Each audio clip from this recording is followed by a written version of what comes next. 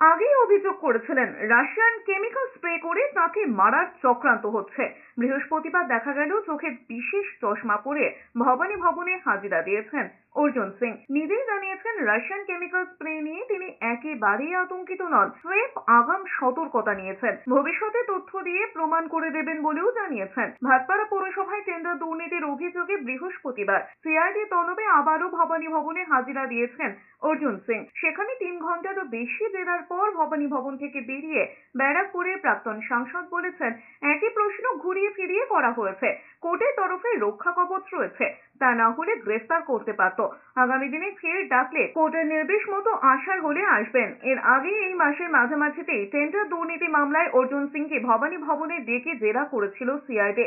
2010 থেকে 2019 পর্যন্ত ভাটপাড়া পুরসভার চেয়ারম্যান ছিলেন অর্জুন সিং। এরপর তিনি বিজেপিতে যোগ দিয়েছিলেন।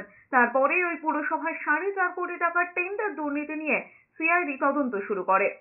একই কথাকে 10 বার জিজ্ঞেস করা, আবার একটা কেসে, দুটো কেসে আজকে ডেকেছিল, দুটো কেসেই কমপ্লিট করেছি। আবার বলছে কি আবার আমাদের এটা রিভিউ করে আবার ডাক।